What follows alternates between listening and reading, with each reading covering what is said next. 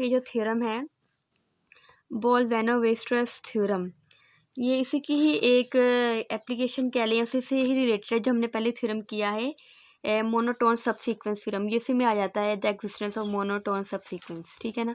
जैसे उसमें था, उस थ्योरम में क्या था कि every sequence of real numbers, every sequence has a monotone सब सीक्वेंस। अब इसमें आ गया every bounded sequence has a convergent सब सीक्वेंस। सब सीक्वेंस की बात हो रही है ना, तो ये है कि every bounded sequence has a convergent सब सीक्वेंस। अब हमने ये बताना है। जैसे आपने एक थ्योरम किया था, वो बड़ा इंपॉर्टेंट थ्योरम था कि every convergent sequence is bounded. ये थ्योरम आपने किया था, आपको दिखाती हूँ। जैसे ये था कि every convergent sequence is bounded but the converse is not true, means के हर जो कन्वर्जेंट सीक्वेंस होगा वो बाउंडेड होगा, लेकिन ज़रूरी नहीं था कि हर बाउंडेड सीक्वेंस कन्वर्जेंट होता। लेकिन यहाँ पे है कि हर जो बाउंडेड सीक्वेंस होगा ना, उसका जो सब सीक्वेंस होगा ना वो कन्वर्जेंट होगा। उसमें वैसे थ्योरम है कि एवरी बाउंडेड सीक्वेंस ज़रूरी नहीं कि कन्वर्जेंट सीक्वेंस हो, लेकिन ये इसमें डिफरेंस है। एवरी बाउंडेड सीक्वेंस है द कन्वर्जेंट सब सीक्वेंस, सब सीक्वेंस की बात हुई है। तो ऐसे थ्योरम को हम कहेंगे ये है बोल्स-वेनो-वेस्टरस थ्योरम।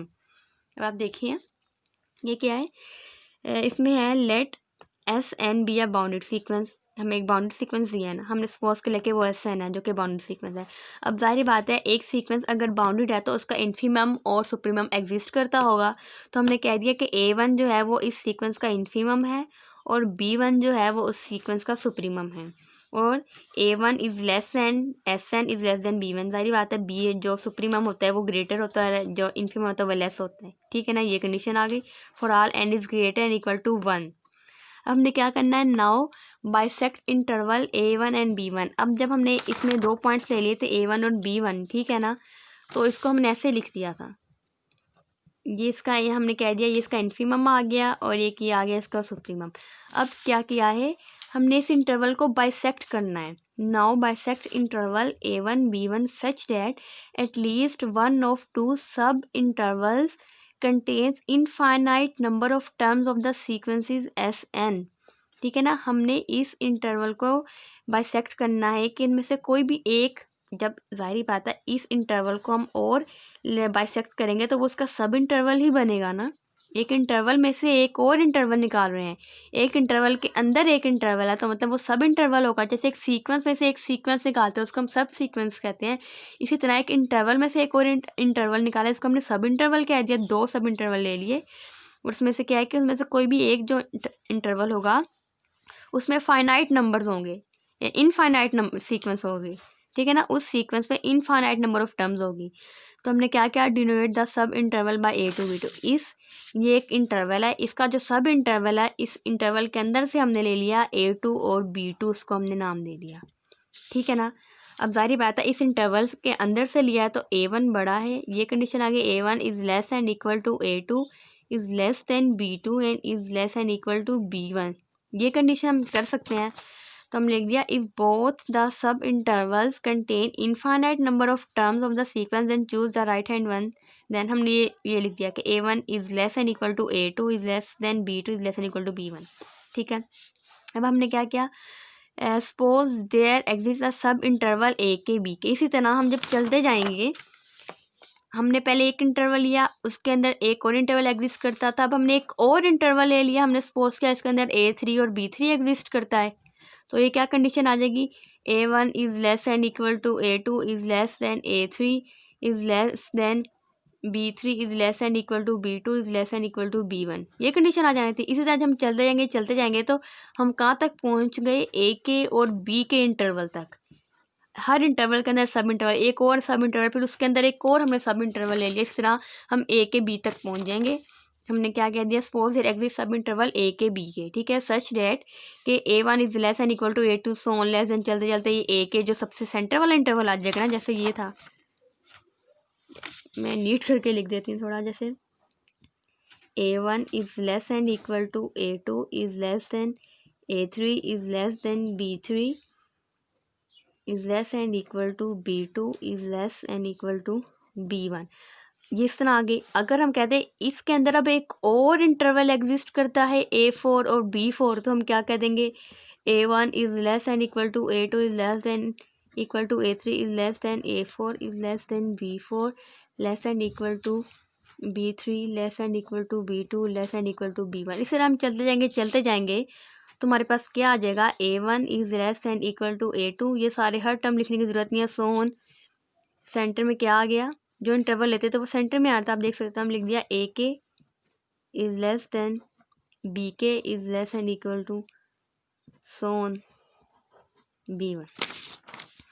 तो ये चीज़ आ गई, ठीक है। अब हमने क्या किया, ये जो BK minus AK next term में से फर्स्ट टर्म को हमने माइनस के अक्सर ऐसा करते हैं, हमने इसको एक नाम दे दिया, किसके इक्वल आ गया 1/2K into B1 minus A1। ये हमने इसको इसके इक्वल रख लिया है। अब देखिए यहाँ पे क्या किया है, अब हमने एक और सब इंटरवल लिया, हमने A के B के तक लेके गए थे ना, इसी तरह बाइसेक्ट A के B के in the same manner and choose AK+1 and BK+1। इसी तरह हमने A के और B को भी बाइसेक्ट किया और हमने कहा कि इसके अंदर भी एक और सब इंटरवल एग्जिस्ट करता है जिसको हमने AK+1 और BK+1 का नाम दे दिया, ठीक है। इस तरह हम चलते जाएंगे और यहाँ पे AK+1 BK+1 आ जाएगा और ये चीज़ बन जाएगी। और जैसे हमने BK माइनस AK किया था, हमने कह दिया BK+1 माइनस AK+1 हो गया और ये किसके इक्वल आ गया, K की जगह K+1 कह दिया और B1 माइनस A1, ठीक है ना। जैसे ये था कि BK माइनस AK है तो हमने लास्ट वाली और फर्स्ट टर्म को माइनस किया था ना, तो यहाँ पे भी बस 2 की पावर K+1 आएगी और यहाँ पे फर्स्ट और लास्ट टर्म तो यही रहेंगी, B1 और माइनस A1 रहेगी। क्या होता है, this implies that we have sequence of nested interval. अब नेस्टेड इंटरवल क्या होता है कि एक इंटरवल के अंदर इंटरवल, उस इंटरवल के अंदर एक और इंटरवल और उस इंटरवल के अंदर एक और इंटरवल, इस तरह चलते जाएंगे। एक इंटरवल के अंदर काफ़ी सारे सब इंटरवल्स आ गए हैं ना, तो उसको हम कहते हैं नेस्टेड इंटरवल्स। तो एक हमने हमने उसको नाम दे दिया N की फॉर्म में दे दिया AN और BN, ठीक है ना। सच डेट क्या BN minus AN equals to 1/, इसकी जगह K+1 की जगह N लगा दिया, B1 माइनस A1। अब ये क्या करेगा, हमने कह दिया कि ये जो है इंटरवल अप्रोच करेगा 0 को as N approaches to infinity. जैसे हम यहाँ पे N 0 अप्रोच करेंगे तो हमारा जो आंसर है ये 0 को अप्रोच करेगा, ठीक है। Thus there is a unique point such that, हमने यहाँ पे कह दिया ये है S1 equals to intersection of N1 equals to N AN BN। अब देखिए ये पॉइंट हमारे पास कैसे आया, ये नेस्टेड इंटरवल है ना। आप यहाँ पे एक लाइन लिख लीजिएगा जो कि नहीं लिखी हुई, यहाँ पे स्टार बना लेती हूँ मैं, यहाँ पे आप लिखिएगा the nested interval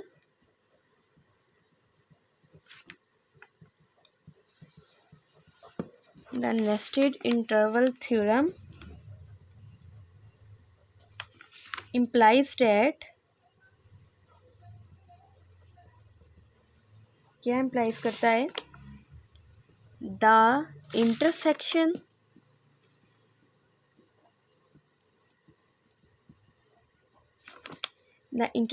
of all the intervals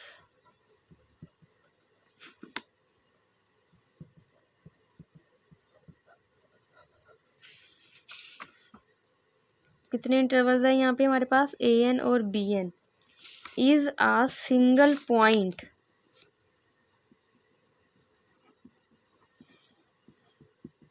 क्या इज अ सिंगल पॉइंट, जिसको हमने क्या नाम दे दिया, S1 का नाम दे दिया।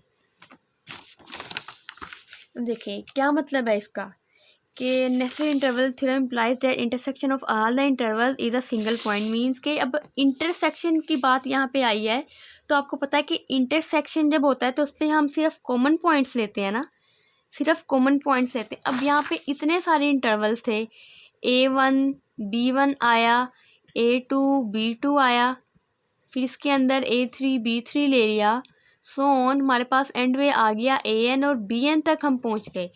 तो मतलब हमने इन सारे जो नेस्टेड इंटरवल है, इन सब इंटरवल का जब हमने इंटरसेक्शन लिया तो इसमें कोई ना कोई एक पॉइंट तो होगा जो सब में आया होगा, वो कॉमन पॉइंट, एक कॉमन पॉइंट ज़रूर होगा, ठीक है ना।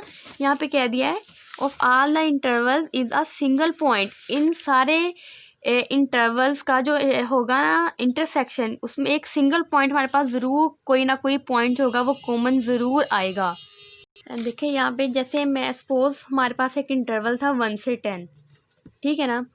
इसमें एक हम पॉइंट ले लेते हैं, सपोज कर लेते हैं वो आ जाता है हमारे पास 1 से 11, चले ले लेते हैं। हमारे पास जो एक पॉइंट आ जाता है वो 5 आ जाता है, ठीक है। 5 या 6 कह लेते हैं इसको। एक पॉइंट हमारे पास यहाँ पे, इसके अंदर एक पॉइंट लाई करता है ना 1 से 11 जो इंटरवल होगा,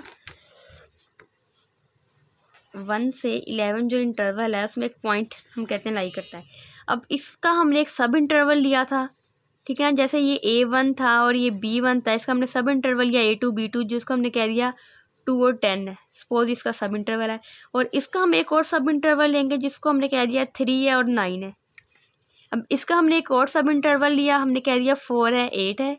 इसका एक और सब इंटरवल लिया, वो आ गया 5 और 7, ठीक है ना। तो अब आप देखें हर इंटरवल में, इस इंटरवल में भी जो 6 होगा, इस इंटरवल में भी 6 लाई करेगा, इस इंटरवल में भी 6 लाई करेगा, इस तरह इसमें भी 6 लाई कर रहा है। आप देखें इस इंटरवल में भी 6 लाई कर रहा है। तो सपोज ये एग्जाम्पल है, अगर इस तरह का कोई इंटरवल आ जाए, ठीक है ना। ये तो मैंने कोई भी छोटा सा इंटरवल लिया ना, वहाँ पे एक बहुत ही बड़े इंटरवल की बात करिए कि कोई भी एक इंटरवल हो जाए, तो उन सारे इंटरवल्स का जब हम इंटरसेक्शन लेंगे, सपोज मैंने इन सब इंटरवल्स का इंटरसेक्शन लिया, इन सब में एक पॉइंट ऐसा है जो सब में लाई कर रहा है जो कि 6 है, तो ये जो इंटरसेक्शन आ गया वो 6 आ सकता है ना सब इंटरवल्स का जो इंटरसेक्शन है। तो ये वही बात आ गई, हमने उस पॉइंट को जनरली यहाँ पे S1 का नाम दे दिया, जो कि एक पॉइंट कॉमन आया है, ठीक है ना, यूनिक पॉइंट यहाँ पे कह दिया है। तो हम कह देंगे there are infinitely many terms of the sequence whose length is epsilon greater than 0 that contains S, ठीक है। ऐसा आगे ये लाइन आप देख लीजिएगा, for epsilon greater than 0 there are infinite values of n such that, okay. यहाँ पे देखिए ये पॉइंट मिस्टेक हो गया, S1 नहीं है और यहाँ पे S का नाम दिया। वैसे तो जो मर्जी नाम दे सकते हैं, लेकिन इन्होंने पे यहाँ पे जो नाम दिया ना वो S है। तो ये वही चीज़ लिखी है, there are infinitely many terms of the sequence whose length is epsilon greater than 0 that contains S, मतलब कि एक सीक्वेंस है उसमें काफ़ी सारे सीक्वेंसेस आ जाते हैं जिसका जो कि इस पॉइंट को कंटेन करते हैं, ठीक है ना। काफ़ी सारे इंटरवल, काफ़ी सारे सीक्वेंस में अगर हम ले जाएं तो इतने सारे सीक्वेंसेस में एक जो टर्म हो गई वो इस टर्म को ज़रूर कंटेन करेंगे। जैसे इंटरवल था, इतने सारे इंटरवल एक पॉइंट को कंटेन लाजमी कर रहे थे, इस तरह इतने सारे जो सीक्वेंस है वो इस पॉइंट को ज़रूर कंटेन करेंगे, ठीक है। अब हमने कह दिया कि अगर एप्सिलॉन इक्वल्स टू 1 है, एप्सिलॉन हम कोई भी वैल्यू फिक्स कर सकते हैं ना, स्मॉल नंबर होता है तो हमने यहाँ पे 1 ले लिया।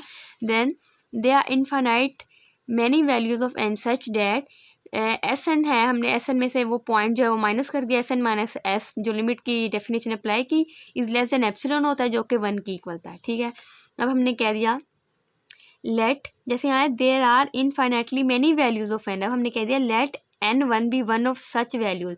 n की वैल्यूज हम क्या लेते हैं, हम सपोज कर लेते हैं n इक्वल्स टू 1 से लेके सोन, हम यहाँ पे जनरली ले लिया कि n की वैल्यू n1 है, n2 n3 सोन n तक जाएंगे, हमने सब सीक्वेंस की बात करनी है ना। तो हमने n को एक n1 नाम दे दिया, ठीक है। Let n1 be one of such value, then n की जगह n1 पुट किया, minus S less than epsilon आ गया। इसी तरह हमने एक और लिया n2, जैसे अगर हम यहाँ पे n की वैल्यू लेते n इक्वल्स 1 2 3 सोन, और हर टर्म पिछली से बड़ी होनी थी, 2 ग्रेटर देन 1 आना था और 3 ग्रेटर देन 2 आना था। इसी तरह हमने यहाँ पे n ले लिया, n1 ले लिया, n2 n3 सोन, ठीक है ना। और यहाँ पे क्या है, n2 ग्रेटर देन n1 है, तो ये वही बात आ गई। Now choosing n2 greater than n1 such that, इसकी जगह हमने n2 लगा दिया, minus S is less then 1/2। जब हमने n2 ग्रेटर देन n1 लिया तो हमारे पास आया Sn2 minus S is less then 1/2, ठीक है ना। ज़्यादा हम सीक्वेंस की तरफ बढ़ते जा रहे हैं, n1 n2 नेक्स्ट टर्म की तरफ जाते हैं तो वो 1/2 1/3 1/4 इस तरह जाता रहेगा।